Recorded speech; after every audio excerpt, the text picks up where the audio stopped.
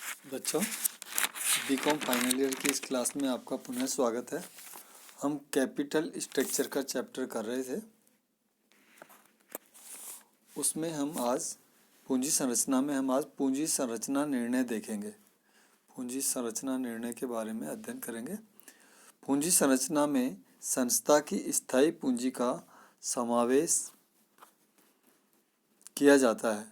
इसके संबंध में किए गए निर्णय संस्था की दीर्घकालीन वित्तीय सुदृढ़ता को प्रभावित करते हैं। अतः संस्था के प्रबंधकों के सामने यह समस्या रहती है कि संस्था की स्थायी पूंजी का प्रबंध स्थायी लागत पूंजी से किया जाए अथवा परिवर्तनशील लागत पूंजी से किया जाए। ये निर्णय निम्न बातों को ध्यान में रखकर किए जाते हैं। ए है समता पर व्यापार, ब पूंजी मिलान अथवा पूंजी दंतीकरण, स है पूंजी की लागत। इन तीनों का विस्तृत विवेचन आगे किया जा रहा है। तो ए समता पर व्यापार अर्थात ट्रेडिंग ऑन इक्विटी, वो देखते हैं हम पहले ए बिंदु। जब किसी व्यावसायिक संस्था में स्वामी पूंजी की अपेक्षा ऋण पूंजी के आधार पर व्यापार किया जाता है तो इसे समता पर व्यापार अथवा ट्रेडिंग ऑन इक्विटी के नाम से जाना जाता है। अर्थात जब स्वामी की पूंजी की अपेक्षा ऋण पूंजी के आधार पर व्यापार किया जाता है, अर्थात ऋण पूंजी को ही काम में लेकर व्यापार किया जाता है तो उसे ट्रेडिंग ऑन इक्विटी कहते हैं। गेस्टनबर्ग एक विद्वान हुए, उन्होंने समता पर व्यापार को परिभाषित करते हुए लिखा है कि जब एक व्यक्ति अथवा निगम स्वामित्व पूंजी के साथ साथ ऋण पूंजी लेकर अपने नियमित व्यापार का संचालन करता है तो उसे समता पर व्यापार कहा जाता है। पूंजी संरचना का अब हम चार्ट देखते हैं। इसका चार्ट बनाया गया है कि पूंजी संरचना चार्ट में हम लेते हैं विनियोग निर्णय, और इसके बाद आता है वित्तीय निर्णय फाइनेंशियल डिसीजन, विनियोग निर्णय इन्वेस्टमेंट डिसीजन, वित्तीय निर्णय फाइनेंसिंग डिसीजन और पूंजी संरचना निर्णय कैपिटल स्ट्रक्चर डिसीजन। इस कैपिटल स्ट्रक्चर डिसीजन को दो भागों में बांटते हैं। ऋण समता मिश्रण अर्थात डेब्ट इक्विटी मिक्स, जैसा कि आप चित्र में देख रहे हैं स्क्रीन पर, वित्तीय उत्तोलक फाइनेंशियल लीवरेज और लाभांश निर्णय डिविडेंड डिसीजन। इन दो भागों में बांटा पूंजी संरचना निर्णय को हमने। तो फाइनेंशियल लीवरेज में और डेब्ट इक्विटी मिक्स में हम देखते हैं, पहला प्रति अंश आय पर प्रभाव effect on EPS earning per share, effect on earning per share, और दूसरा जोखिम पर प्रभाव इफेक्ट ऑन रिस्क। इन दोनों से निकलता है पूंजी की लागत पर प्रभाव अर्थात प्रति अंश आय पर प्रभाव और जोखिम पर प्रभाव से दोनों को मिला के पूंजी की लागत पर प्रभाव देखते हैं, effect on cost of capital, और फर्म का मूल्य वैल्यू ऑफ फर्म। तो इन दोनों का जो ऑप्टिमम कैपिटल स्ट्रक्चर आदर्श पूंजी संरचना निकाला जाता है। ये कैपिटल स्ट्रक्चर का चार्ट है।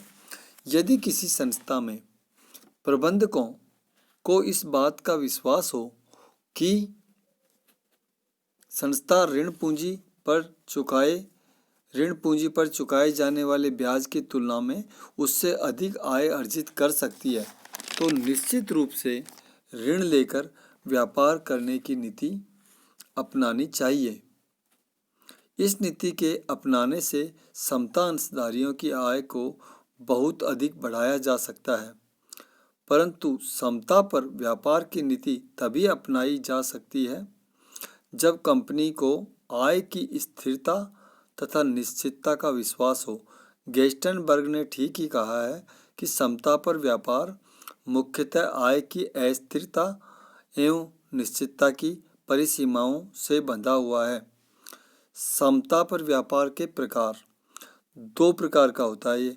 एक तो अल्प या न्यून समता पर व्यापार, ट्रेडिंग ऑन थिन इक्विटी, जब संस्था के कुल पूंजीकरण में साधारण अंश पूंजी की मात्रा ऋण पूंजी की अपेक्षा कम होती है तो उस स्थिति को अल्प या न्यून समता पर व्यापार कहते हैं। और उच्च या सघन समता पर व्यापार, ट्रेडिंग ऑन थिक इक्विटी, जब संस्था के कुल पूंजीकरण में साधारण अंश पूंजी की मात्रा ऋण पूंजी व पूर्वाधिकार अंश पूंजी की अपेक्षा अधिक होती है, अर्थात जब साधारण अंश पूंजी उसकी इक्विटी शेयर कैपिटल की मात्रा ऋण पूंजी व पूर्वाधिकार अंश पूंजी डिबेंचर कैपिटल और प्रेफरेंस शेयर कैपिटल की अपेक्षा अधिक होती है तो उस स्थिति को उच्च या सघन समता पर व्यापार कहते हैं। समता पर व्यापार की नीति के उद्देश्य, objects of trading on equity, इसको हम समता पर व्यापार नीति के निम्न उद्देश्यों को प्राप्त करने के लिए अपनाई जाती है। न्यूनतम स्वामित्व पूंजी के सहारे व्यवसाय संचालन कर, यथासंभव अधिकतम ऋण लेकर वित्तीय साधनों को नियंत्रित करना। दूसरा, साधारण अंश पूंजी पर दी जाने वाली लाभांश दर में वृद्धि करना तथा तीसरा, व्यवसाय का नियंत्रण स्वयं के या एक वर्ग विशेष के हाथों में केंद्रित रखना। ये तीन उद्देश्य से हम समता पर व्यापार की नीति के उद्देश्यों के रूप में देख सकते हैं। अब आगे पॉइंट है समता पर व्यापार की नीति का महत्व, importance of trading on equity.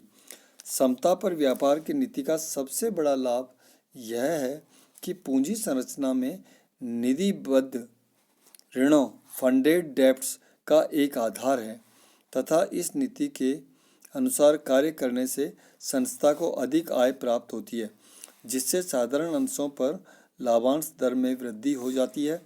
साधारण अंशों पर ऊंची लाभांश दर होने से संस्था की ख्याति अथवा साख बढ़ती है तथा उसके अंशों के बाजार मूल्य में भी वृद्धि होती है। संस्था की साख बढ़ने पर उसे ऋण सरलतापूर्वक एवं निम्न ब्याज दर पर उपलब्ध हो जाते हैं, जिसके फलस्वरूप संस्था व्यापार का कुशल संचालन कर अधिक लाभ अर्जन कर सकती है। लेकिन यह इस नीति का एक तरफा चित्र है। कभी कभी संस्था को लाभ न हो अथवा लाभ बहुत कम हो तो ऐसी स्थिति में समस्त लाभ ऋणपत्रधारियों को ब्याज चुकाने में ही समाप्त हो जाएगा तथा समता अंशधारियों के लिए कुछ भी नहीं बचेगा। धन्यवाद बच्चों। आज की क्लास में हम इतना ही देखेंगे। आगे हम इसका चैप्टर का शेष भाग कल की क्लास में देखेंगे। Thank you.